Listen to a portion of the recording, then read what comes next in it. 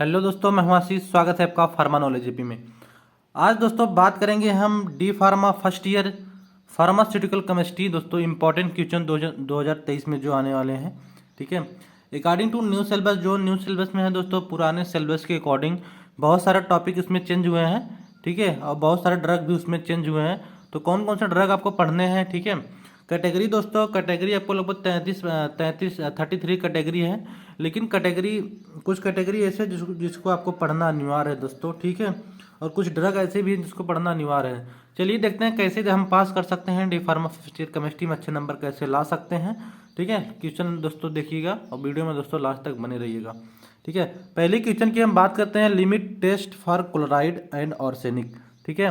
Principal and procedure, ठीक है। Limit test दोस्तों जो है क्वेश्चन पूछता है लिमिट टेस्ट क्या होता है, ठीक है।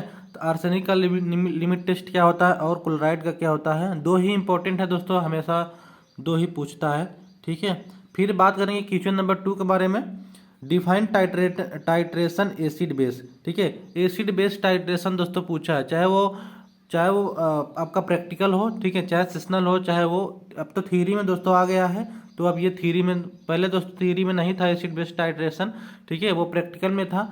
तो अब थ्योरी में आ गया है, तो ये थ्योरी में दोस्तों पूछेगा, ठीक।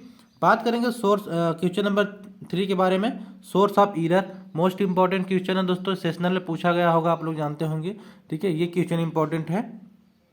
बात करते हैं कुछ कैटेगरी के दोस्तों। कैटेगरी में क्या है कि कैटेगरी आपको पढ़ना ही पढ़ना है, ठीक है। 30 कैटेगरी आपको पढ़ना ही पड़ेगा, ठीक है। कैटेगरी आप नहीं छोड़ सकते, ड्रग भले ही छोड़ सकते हैं, ठीक है, लेकिन कैटेगरी आपको पूरा पूरा टच करना पड़ेगा, थोड़ा बहुत उसमें जानना आपको पड़ेगा।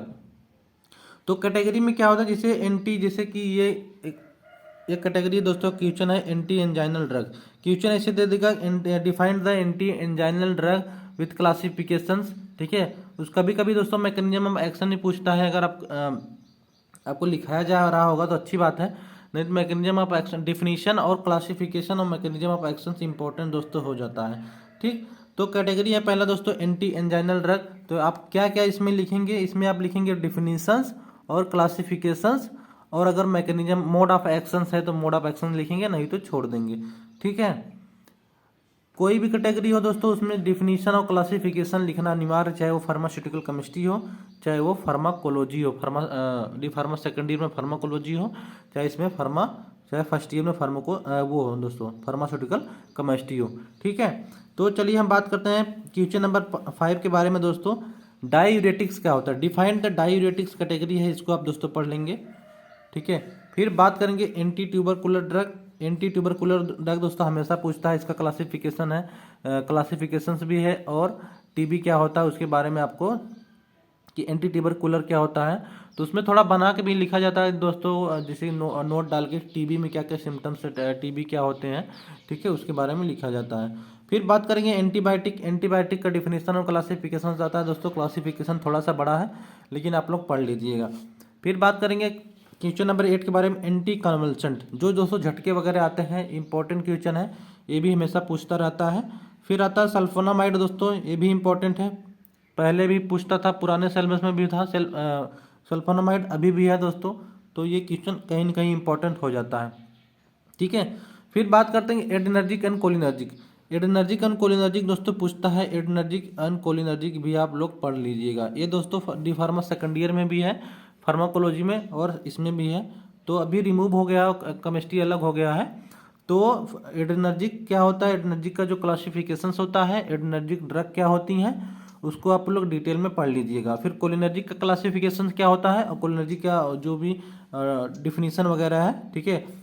क्लासिफिकेशंस में ये रहेगा दोस्तों, कौन कौन से कोलिनर्जिक ड्रग, जो कोलिनर्जिक ड्रग होते हैं उसके अंदर कौन कौन से ड्रग आते हैं, ठीक है, वही क्लासिफिकेशन आपको लिखना इंपॉर्टेंट हो जाता है।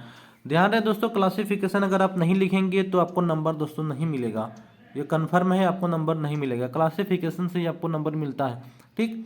फिर बात करेंगे, नेक्स्ट चलते हैं, हाइपोग्लाइसेमिक एजेंट जो होते हैं, ये भी आप लोग पढ़ लीजिएगा।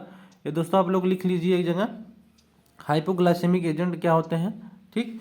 फिर बात करेंगे गैस्ट्रोइंटेस्टाइनल एजेंट। गैस्ट्रोइंटेस्टाइनल भी एजेंट भी इंपॉर्टेंट है दोस्तों। फिर बात करते हैं एनेस्थेटिक।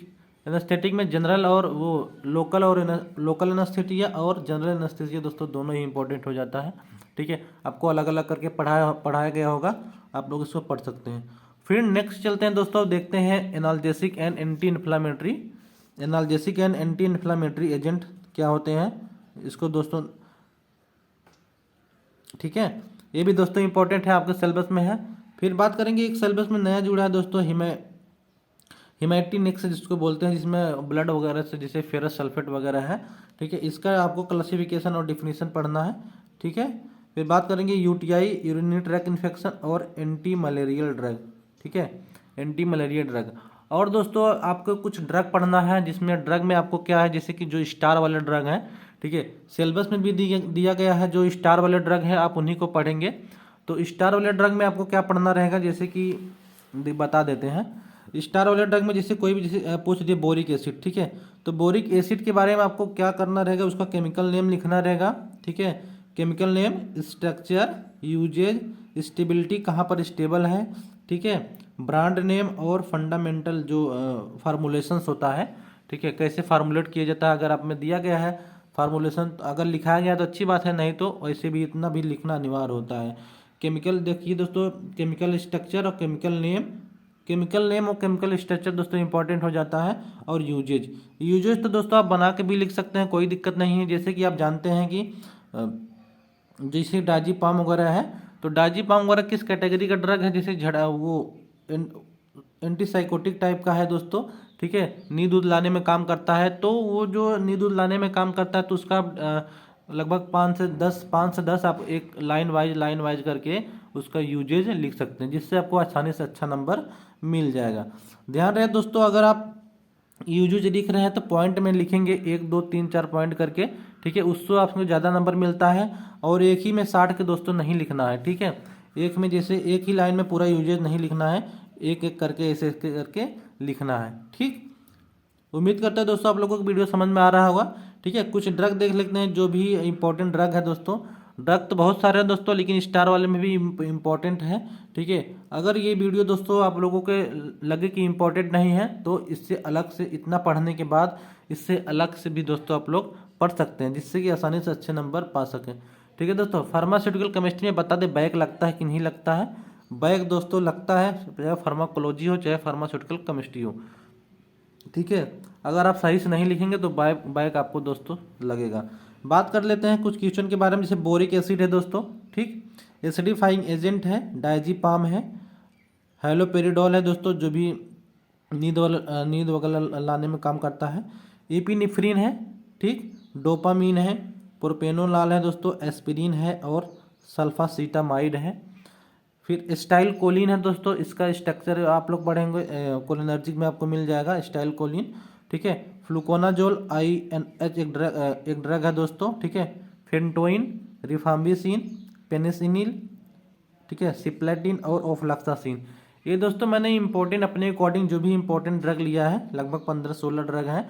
ठीक है, इतना अगर आप लोग पढ़ लेंगे तो आप आसानी से दोस्तों फार्मास्यूटिकल केमिस्ट्री पास कर सकते हैं। ठीक है, कैटेगरी दोस्तों ध्यान रहे, कैटेगरी बार बार हम कह रहे हैं, कैटेगरी आपको पढ़ना अनिवार्य है। कैटेगरी चाहे कोई भी कैटेगरी हो, एक बार उसको टच जरूर करिएगा। ठीक है, मिलते हैं दोस्तों नेक्स्ट वीडियो के साथ, नेक्स्ट क्वेश्चन के साथ। ठीक है, अभी और सारे क्वेश्चन बनेंगे, तो वीडियो में अगर आप नए हैं तो चैनल को सब्सक्राइब जरूर करिएगा, लाइक करिए और शेयर करिएगा। ठीक है, इसको आप दोस्तों अभी से पढ़ते रहिए, थोड़ा थोड़ा एक एक टॉपिक याद करेंगे तो आपको पेपर आते आते पूरा टॉपिक दोस्तों याद हो जाएगा। ठीक है, ज़्यादा लंबा टॉपिक नहीं होता है, थोड़ा थोड़ा अगर आप पढ़ेंगे तो आपको आसानी से याद हो जाएगा। मिलते हैं दोस्तों नेक्स्ट वीडियो में। वीडियो पूरा देखने के लिए दोस्तों धन्यवाद।